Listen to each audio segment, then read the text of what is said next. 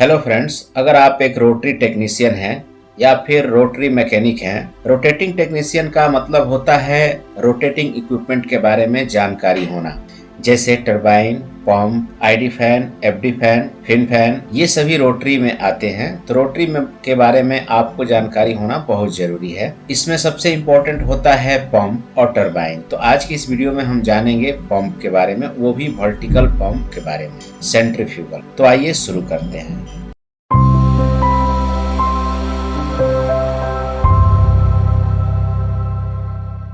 तो सबसे पहले हम ये देखेंगे वर्टिकल पंप के बारे में। वर्टिकल टरबाइन पंप जो होता है वो कितने टाइप का होता है, क्लासिफिकेशंस।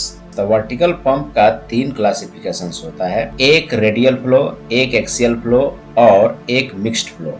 ये 3 क्लासिफिकेशन है।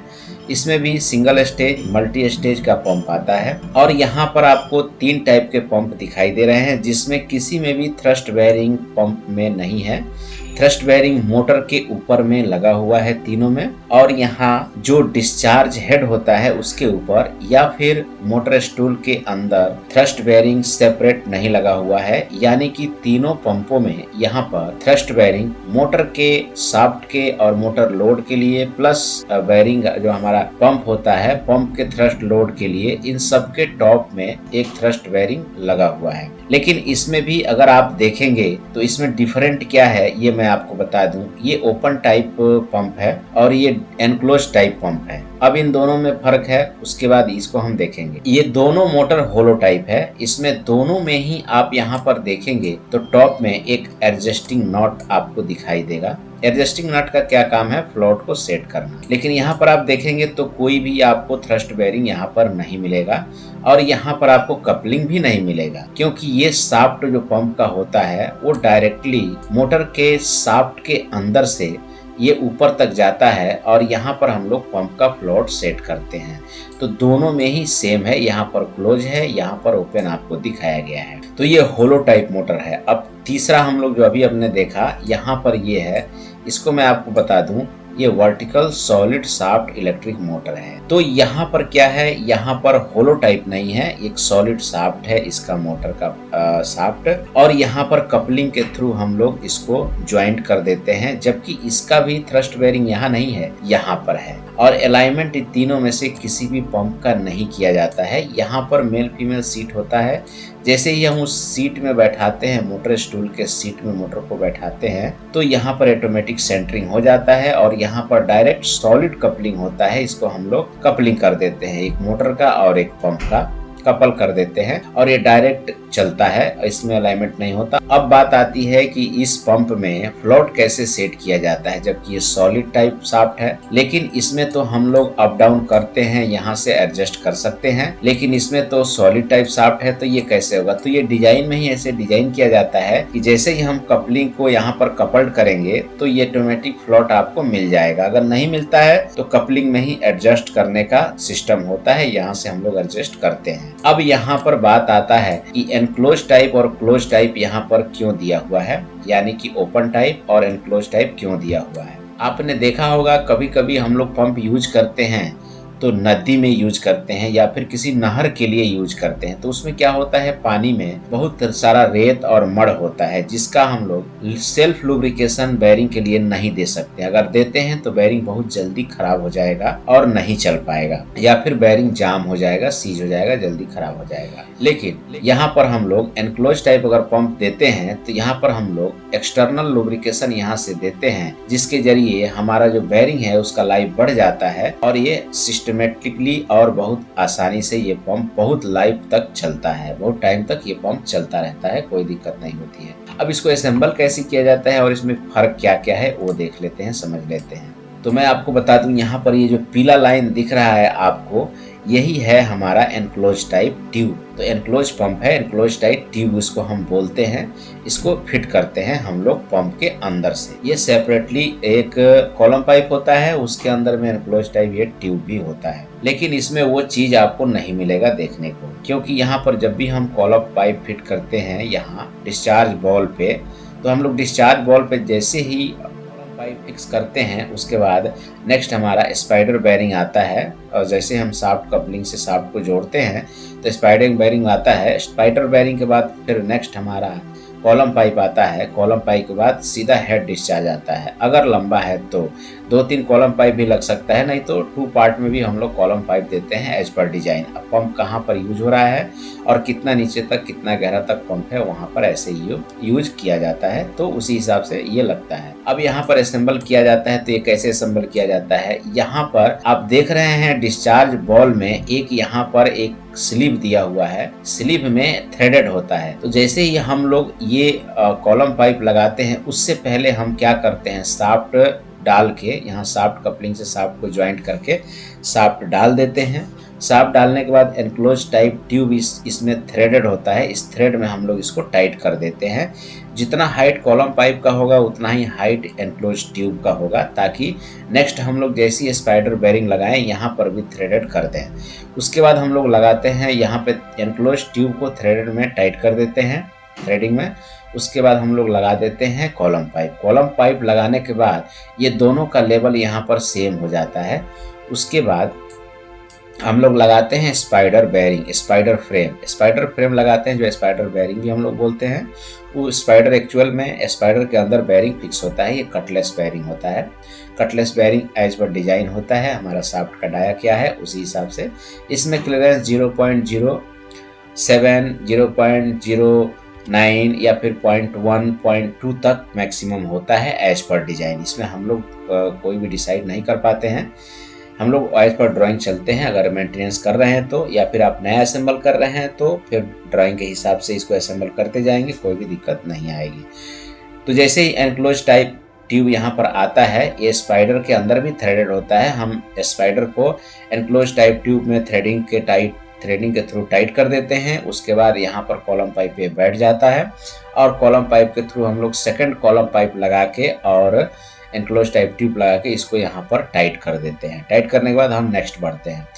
तो इस पंप को असेंबली करते टाइम सिर्फ हम लोग एक कॉलम पाइप लेके चलते हैं और स्पाइडर बेयरिंग असेंबल करते जाते हैं, जबकि इस पंप को असेंबल करते टाइम हम लोग एक कॉलम पाइप लेके चलते हैं, साथ ही एक एनक्लोज टाइप ट्यूब लेके चलते हैं। तो यहाँ पर 2 पाइप हमें लेके चलना पड़ता है, लाइक कॉलम पाइप। तो एक अंदर से जाता है और एक बाहर से जाता है। तो ये जो एनक्लोज टाइप ट्यूब होता है ये लास्ट तक यहाँ तक आता है, और ये यहाँ पर शाफ्ट सीलिंग होता है। शाफ्ट सीलिंग बोले तो यहाँ पर क्लियरेंस बिल्कुल कम होता है। साइड में एक ट्यूब होता है, एक निप्पल होता है, जिसमें हम लोग यहाँ पर ऑयल फिल कर देते हैं और यहाँ से ऑयल इसको लुब्रिकेशन के लिए एक्सटर्नल लुब्रिकेशन दे देते हैं। तो ये लुब्रिकेट होता रहता है और ऑयल हम लोग इसमें फिल करते रहते हैं, और ये पंप बिल्कुल आसानी से चलता रहता है, ज़्यादा टाइम तक चलता है। लेकिन इस पंप में ऐसा नहीं है, इस पंप में सेल्फ लुब्रिकेशन है। सेल्फ लुब्रिकेशन का मतलब होता है जो लिक्विड यहाँ से डिस्चार्ज होगा, यानी कि जो भी इसके अंदर लिक्विड केमिकल या जो भी वाटर लाइन का पंप, अगर वाटर लाइन का पंप है तो वाटर इसमें चलेगा तो वही इस पंप से डिस्चार्ज होगा। और यहाँ पर एक ट्यूब रहता है, यानी कि निप्पल फिटिंग रहता है, यहाँ से हम लोग ग्लैंड में डायरेक्ट दे देते हैं, और ग्लैंड में जैसे ही देते हैं तो ग्लैंड के थ्रू होते हुए ये ऑटोमेटिक लुब्रिकेशन होता रहता है पूरे बेयरिंग में, और ये चलता रहता है। तो इस तरह से हमारा एनक्लोज टाइप और क्लोज टाइप जो पंप है वो काम करता है। इसमें आप देख सकते हैं 23 नंबर दिया हुआ है कपलिंग, तो कपलिंग हम लोग लगाते हैं। बाकी ये सब हम लोग डिजाइन में अभी देखेंगे, ड्राइंग में एक दूसरे पंप में बिल्कुल आसान तरीके से समझेंगे। तो ये हमारा हो गया open type vertical pump, enclose type vertical pump, और ये होलो टाइप है, और ये vertical solid shaft electric motor. तो यहाँ पर आप देख सकते हैं, यहाँ पर ये भी ओपन टाइप पंप है, सेम इसके जैसा ही ये पंप है, कोई भी इसमें फर्क नहीं है। फर्क सिर्फ इसके मोटर में है, ये होलो टाइप है और ये सॉलिड शाफ्ट टाइप मोटर है। तो हम सबसे ऊपर से यहाँ से स्टार्ट करेंगे। ये तो मोटर है, आप जानते ही हैं, फिर भी मैं आपको बता दूं, ये मोटर है और यहाँ पर एक कपलिंग है, इसको ज्वाइंट किया हुआ है। इसमें थ्रस्ट बेयरिंग यहाँ पर नहीं लगा हुआ है, और इसका डिजाइन ऑटोमेटिकली है। जैसे ही आप बोल्ट टाइट करेंगे तो यहाँ पर फ्लोट आपको मिलेगा, नहीं मिलेगा तो आप यहाँ से एडजस्ट कर सकते हैं, वो अभी हम बात करेंगे। तो आइए अब ड्राइंग के बारे में और एक एक पार्ट के बारे में हम जानते हैं। तो सबसे पहले हम देखते हैं 131 नंबर का क्या पार्ट है। तो 131 नंबर है, ये कपलिंग गार्ड है। आप यहाँ पर देख सकते हैं गार्ड कपलिंग। कपलिंग पे गार्ड लगाया जाता है। जब भी हम कपल्ड करते हैं तो बाहर से गार्ड लगा देते हैं, ताकि कभी जो बोल्ट टूटता है या कुछ होता है तो बाहर का कोई भी आइटम नुकसान ना हो या कोई भी प्रॉब्लम ना हो, उसके लिए हम लोग गार्ड लगा देते हैं, ताकि अंदर ही चलता रहे। उसके बाद आता है 42 नंबर। 42 नंबर क्या है ये देख लेते हैं। Coupling half driver. तो हाफ कपलिंग ड्राइवर यानी कि दो हम कपलिंग ज्वाइंट करते हैं, तो एक ऊपर वाले में लगता है मोटर में, ड्राइवर में, और एक नॉन ड्राइव में लगता है। ये भी आपको यहीं पर देखने को मिलेगा। तो ये अपर हाफ कपलिंग है। अब आइए हम देखते हैं 66 नंबर। 66 नंबर यहाँ पर शो हो रहा है नट शाफ्ट एडजस्टिंग। तो इसी के अंदर एक शाफ्ट का नट एडजस्टिंग है, जिसके ऊपर यह हाफ कपलिंग लगता है। यहीं से प्लॉट हम लोग सेट कर लेते हैं। किसी किसी में नहीं होता है डिजाइन में, लेकिन यहाँ पर दिया हुआ है, यहाँ से हम लोग प्लॉट सेट कर सकते हैं। उसके बाद आता है 44 नंबर। 44 नंबर क्या है देख लेते हैं।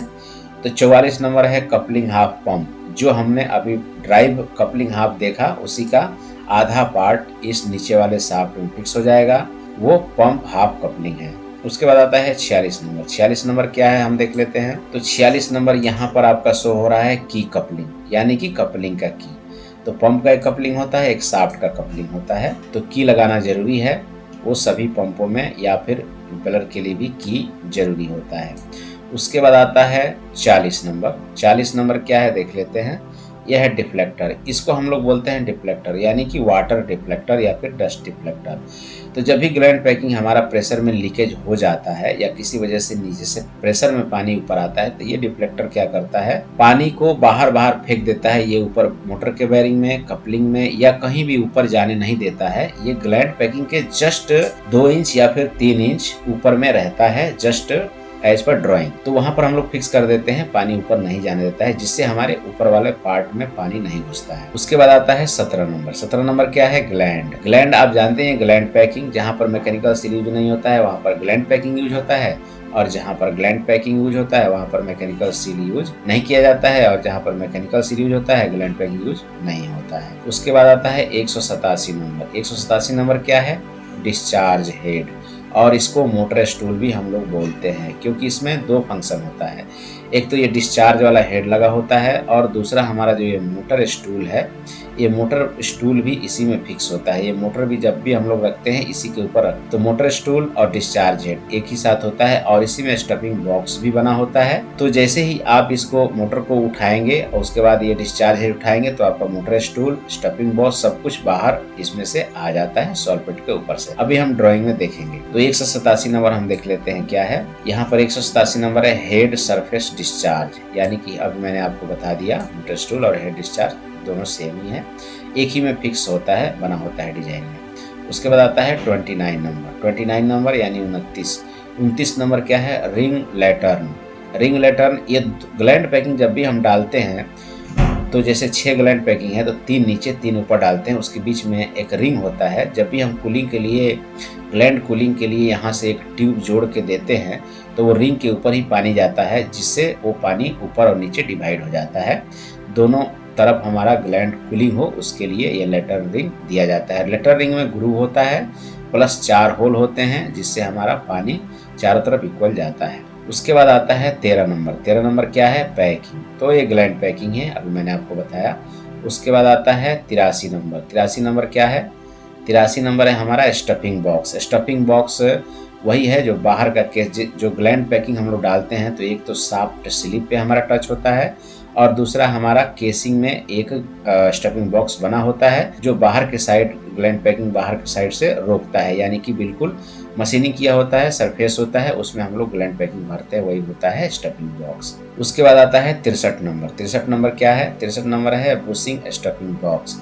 स्टफिंग बॉक्स में एक बुश होता है, जो नीचे से पानी का प्रेशर को थोड़ा रिड्यूस करता है, ये हम लोग इसमें डालते हैं, वो शाफ्ट के साथ अटैच होता है। उसके बाद आता है 129 नंबर। 129 नंबर क्या है, 129 नंबर है दोस्तों सॉल प्लेट। तो सॉल प्लेट क्या होता है, सॉल प्लेट हमारा जो ग्राउटिंग लेवल होता है, जो सरफेस लेवल होता है बाहर का, उसके ऊपर ये कंक्रीटिंग किया होता है। सॉल प्लेट को ही हम लोग मास्टर लेवल करते हैं और इसके ऊपर ही हम लोग मोटर फिक्स कर डिस्चार्ज हेड फिक्स करते हैं और इसके नीचे ही आकर के हमारा अटैच होता है कॉलम पाइप पंप का। तो ये हमारा होता है सॉल्व प्लेट। ये हमारा, ये समझ लीजिए कि हमारा ग्राउटिंग के ऊपर जो लेवल वाला प्लेट होता है यही होता है। इसके ऊपर ही सारा हमारा motor stool, discharge head, motor सब कुछ इसके ऊपर ही फिट होता है। उसके बाद आता है 161 नंबर। 161 नंबर क्या है? Fitting discharge. यहाँ पर एक फिटिंग डिस्चार्ज है। तो यहाँ पर एक फिटिंग क्यों दिया होता है? यहाँ से हम लोग सेल्फ कूलिंग यानी कि ग्लैंड कूलिंग के लिए एक ट्यूब अटैच कर देते हैं। जब भी पंप चलेगा, जो यहाँ से केमिकल या फिर पानी यहाँ से डिस्चार्ज होगा, तो सबसे पहले यहाँ से ग्लैंड को कूलिंग मिलेगा, उसके बाद पानी आगे जाएगा, कोई दिक्कत नहीं होगी। हमारा ग्लैंड भी कूलिंग होते रहेगा और हमारा पानी भी डिस्चार्ज होते रहेगा। उसके बाद आता है 101 नंबर। 101 नंबर है कॉलम पाइप। तो आप यहाँ पर देख सकते हैं कॉलम पाइप है, पाइप कॉलम। ये कॉलम पाइप यहाँ से यहाँ तक ये पूरा कॉलम पाइप है। डिस्चार्ज बॉल से लेकर के यहाँ तक कॉलम पाइप है। ये 2 भाग में भी हो सकता है, 3 भाग में भी हो सकता है, 4 भाग में भी हो सकता है, एज पर डिजाइन। आपको पंप कितना नीचे तक लेके जाना है, यानी कि 6 मीटर, 4 मीटर, 3 मीटर, उसके हिसाब से ये कॉलम पाइप दिया जाता है। ये पार्ट में इसलिए होता है कि सिंगल, सबसे पहले तो हम लोग सिंगल में अगर रखेंगे, 6 मीटर का माइचा साहब का पंप है और सिंगल में रखेंगे तो असेंबली का दिक्कत आएगा। और दूसरा साफ्ट भी हमको सिंगल रखना पड़ेगा, और साफ्ट अगर सिंगल रखते हैं तो वाइब्रेशन आएगा रनिंग में। उसके बाद अगर साफ्ट खराब होता है तो सिंगल साफ्ट ही चेंज करना पड़ता है। इसलिए साफ्ट और कॉलम पाइप डिवाइड कर दिया जाता है, यानी कि छोटे छोटे पार्टों में कर दिया जाता है। 1.5 मीटर का, 2 मीटर का भी हो सकता है। एज पर डिजाइन डिपेंड करता है, उसका प्रेशर कितना है, डिस्चार्ज कितना है, पंप कितना हैवी है। उसके बाद आता है 39 नंबर। 39 नंबर क्या है? Bearing sleeve. तो बेयरिंग स्लीव क्या है? ये बेयरिंग स्लीव हमारा जो है वो बेयरिंग स्लीव इसके अंदर स्पाइडर के अंदर फिक्स होता है। हम लोग कटलेस बेयरिंग भी बोलते हैं या फिर आप बेयरिंग स्लीव भी बोल सकते हैं इसको, जो हमारा कटलेस में फिट होता है। कटलेस बेयरिंग स्पाइडर में फिट होता है और ये बेयरिंग का काम करता है। उसके बाद आता है 193 नंबर। 193 नंबर क्या काम करता है? Retainer bearing open line shaft, यानी कि retainer bearing open line shaft. तो हमारा लाइन शाफ्ट का ये बेयरिंग है जो क्लियर होता है और ये बेयरिंग का काम करता है ये भी। उसके बाद आता है 14 नंबर। 14 नंबर क्या है? यहाँ पर आप देखेंगे 14 नंबर है स्लीव शाफ्ट। शाफ्ट के ऊपर एक स्लीव होता है, वो भी बेयरिंग का काम करता है। तो ये स्लीव का काम होता है बेयरिंग का काम करना। और 193 नंबर अभी हम लोगों ने जो देखा वो retainer bearing open line shaft. तो ये ओपन लाइन शाफ्ट का मतलब होता है। उसके बाद आता है 12 नंबर। 12 नंबर में क्या है देख लेते हैं। शाफ्ट लाइन, ये लाइन शाफ्ट है, यानी कि जो भी हमारा शाफ्ट है वो बीच वाला जो शाफ्ट होता है उसको हम लोग लाइन शाफ्ट बोलते हैं। एक इसमें होता है टॉप शाफ्ट, एक होता है बॉटम शाफ्ट और बीच वाला होता है लाइन शाफ्ट। जो भी हमारा नीचे से ऊपर तक जोड़ते हुए शाफ्ट को लेके जाता है वो लाइन शाफ्ट है। उसके बाद आता है 70 नंबर। 70 नंबर क्या है? कपलिंग है, शाफ्ट कपलिंग। ये हम देख लेते हैं यहाँ पर कपलिंग शाफ्ट, यानी कि 2 शाफ्टों को जोड़ने के बीच में एक कपलिंग हम लोग लगाते हैं, वही शाफ्ट कपलिंग होता है।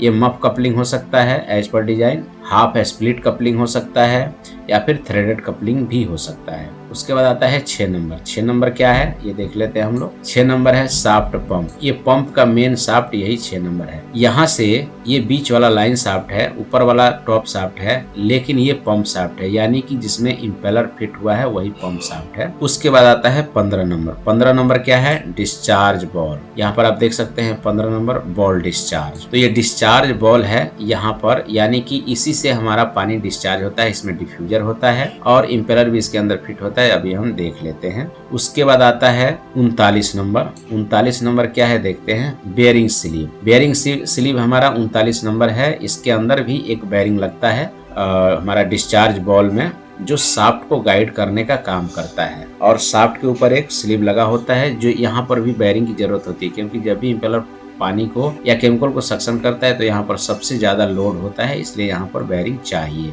उसके बाद आता है 82 नंबर। 82 नंबर क्या है देख लेते हैं। तो 82 नंबर है ring thrust retainer. Ring thrust retainer लगता है इम्पेलर के जस्ट नीचे। वो क्या काम करता है? इम्पेलर जो होता है वो अप डाउन ना हो जाए, इधर उधर स्लिप ना हो, इसके लिए हम लोग यहाँ पर इम्पेलर के साथ फिक्स करते हैं नट बोल्ट के थ्रू। उसके बाद आता है 2 नंबर। 2 नंबर क्या है वो देख लेते हैं। इम्पेलर। अब यहाँ पर थोड़ा जूम करके हम लोग इम्पेलर के देखेंगे, इम्पेलर का डिजाइन कैसा है यहाँ पर। तो आप यहाँ पर देखेंगे तो यही हमारा इम्पेलर है। ये रेडियल फ्लो इम्पेलर नहीं है और एक्सियल फ्लो इम्पेलर नहीं है, ये है मिक्स्ड फ्लो इम्पेलर। तो रेडियल फ्लो में बता दूंगा इम्पेलर कैसा होता है, तीनों में फर्क बता दूंगा नेक्स्ट वीडियो में, लेकिन इसमें आप जान लीजिए कि ये मिक्स्ड फ्लो इम्पेलर है। और इम्पेलर के ऊपर जो रिटर्नर लगा हुआ है मैंने अभी आपको बताया, ये इम्पेलर को गाइड करने के लिए यानी कि इम्पेलर को रोकने के लिए यहाँ पर लगा हुआ है। ऊपर से आप रोक सकते हैं और यहाँ से डिस्चार्ज करता है, सेक्शन करता है और यहाँ से डिस्चार्ज करता है और ये डिफ्यूजर के थ्रू यहाँ से डायरेक्ट डिस्चार्ज हो जाता है। उसके बाद आता है दोस्तों 8 नंबर। 8 नंबर क्या है ये देख लेते हैं। तो 8 नंबर है ring impeller. Ring impeller means जो भी हम लोग इम्पेलर बनाते हैं तो सक्शन साइड में एक इम्पेलर वेयरिंग रिंग लगाते हैं और ये रहेगा आपको डिस्चार्ज या फिर सेक्शन बॉल में भी रहेगा और ये इम्पेलर में भी रहेगा। यहाँ पर एक सबसे कम क्लियरेंस होता है 0.5 या फिर 0.8 फिर 1 मिलीमीटर का भी हो सकता है एज पर डिजाइन, क्योंकि यहाँ पर क्लियरेंस एकदम एग्जैक्ट होना चाहिए तभी हमारा डिस्चार्ज प्रेशर बराबर मिलेगा। इसके लिए यहाँ पर ये रिंग लगाते हैं। बाई चांस रिंग खराब हो गया तो हम लोग इम्पेलर से रिंग निकाल के चेंज कर सकते हैं, यही है इम्पेलर रिंग। उसके बाद आता है 213 नंबर। 213 नंबर क्या है ये देख लेते हैं। Ring ball. अब मैंने अभी आपको बताया एक रिंग बॉल रिंग होगा, यानी कि बॉल में एक रिंग फिक्स होगा और एक इम्पेलर में रिंग फिक्स होगा और दोनों में क्लियरेंस बिल्कुल कम होता है। रनिंग में अगर बाई चांस क्लियरेंस बढ़ जाता है तो दोनों का रिंग हम लोग निकालेंगे और नया रिंग फिक्स कर देंगे एज पर डिजाइन और उसको हम लोग चालू करेंगे तो प्रेशर और डिस्चार्ज दोनों ही बराबर मिलने लगेगा। उसके बाद आता है 32 नंबर। 32 नंबर क्या है? की इम्पेलर। इम्पेलर की आप जानते ही हैं, जब भी हम इम्पेलर को फिक्स करते हैं उसके अंदर की होना चाहिए, नहीं तो शाफ्ट के अंदर इम्पेलर घूम जाएगा। उसके बाद आता है 199। 199 क्या है? ये इंटरमीडिएट बॉल है। बॉल इंटरमीडिएट यानी कि ये डिस्चार्ज बॉल ये भी है, लेकिन ये डिस्चार्ज करके इसको देता है और ये लास्ट डिस्चार्ज करता है, इसलिए इसको डिस्चार्ज बॉल बोल दिया और इसको बीच में लगाया जाता है इसलिए इसको इंटरमीडिएट बॉल बता दिया है ड्राइंग में। खैर ये भी हमारा बॉल ही है, इंटरमीडिएट बॉल हम इसको कह सकते हैं और इसको डिस्चार्ज बॉल कह सकते हैं, कोई दिक्कत नहीं है। उसके बाद हमारा आता है 86 नंबर। 86 नंबर क्या है ये देख लेते हैं। 86 नंबर है ring thrust split. Ring thrust split क्या है? हम लोग जब इम्पेलर को नीचे से असेंबल करते हैं तो उसके नीचे साइड में स्प्लिट रिंग थ्रस्ट इसलिए लगाते हैं ताकि हमारा इम्पेलर उसके शाफ्ट में ग्रूव होता है, तो शाफ्ट के ग्रूव में स्प्लिट थ्रस्ट रिंग फिक्स करके उसके बाद उसमें 4 या 6 बोल्ट होता है, हम लोग इम्पेलर में डायरेक्ट टाइट कर देते हैं। ये असेंबली बहुत आसान होता है। किसी पंप में हम लोग इम्पेलर डालते हैं तो उसके पीछे नट लगाना पड़ता है, लेकिन ये असेंबली बहुत ही आसान है खोलने के लिए भी और असेंबल करने के लिए भी। तो ये असेंबल इम्पेलर के असेंबल करने के लिए ये काम आता है। उसके बाद आता है 39 नंबर। 39 नंबर क्या है ये हम देख लेते हैं। 39 नंबर है बेयरिंग स्लिप। अब यहाँ पर लास्ट में भी एक बेयरिंग स्लिप दे रहा है। एक सबसे देखिए डिस्चार्ज बॉल में एक बेयरिंग स्लिप दिया और यहाँ सबसे नीचे में एक बेयरिंग स्लिप दे रहा है। इसका सपोर्ट मिलता है सेक्शन बॉल से, ये अभी हम देखेंगे। तो एक इसके ऊपर बेयरिंग दे दिया, एक सबसे नीचे बेयरिंग दे दिया, बीच में 2 इम्पेलर या फिर 3 इम्पेलर, मल्टी स्टेज भी हो सकता है, 4 इम्पेलर भी हो सकता है। तो ऊपर नीचे बेयरिंग यहाँ पर देना बहुत जरूरी है, नहीं तो हमारे सपोर्ट नहीं मिलेगा इम्पेलर को।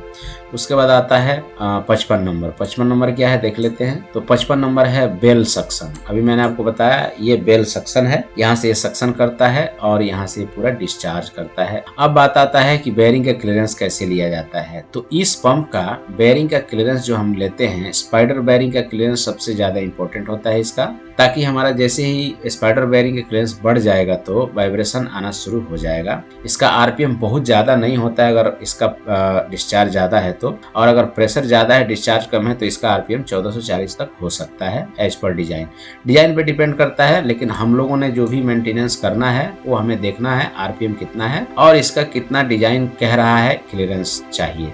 तो इसका क्लियरेंस लेने के लिए हम लोग ज्यादातर माइक्रोमीटर का यूज करते हैं, इनसाइड आउटसाइड माइक्रोमीटर का, या फिर बोर गेज का भी आप इस्तेमाल कर सकते हैं और आउटसाइड माइक्रोमीटर का। तो शाफ्ट का आउटसाइड माइक्रोमीटर से आप क्लियरेंस लेंगे, लेकिन जो बेयरिंग स्लीव है यानी कि हम लोग कटलेस बेयरिंग भी बोलते हैं, कटलेस बेयरिंग का आप लेंगे बोर गेज से आप ले सकते हैं। और यहाँ पर इम्पेलर बेयरिंग रिंग का भी क्लियरेंस लेना जरूरी होता है। जब भी आप ओवरहॉलिंग करेंगे इम्पेलर बेयरिंग रिंग का क्लियरेंस चाहिए और दोनों का, और कटलेस बेयरिंग का क्लियरेंस चाहिए और यहाँ पर आपको देखना है स्लीव का जो ग्लैंड स्लीव होता है शाफ्ट के ऊपर वो कट गया है, तो वो भी चेंज करना पड़ सकता है। स्टफिंग बॉक्स में तो कुछ नहीं होता है क्योंकि ये स्टेशनरी है वो, लेकिन हमारा जो रोटरी होता है वो शाफ्ट स्लीव ही होता है ग्लैंड पैकिंग के पास में, तो ये भी ज़्यादातर ख़राब होता है, तो इसको भी चेंज करना पड़ता है।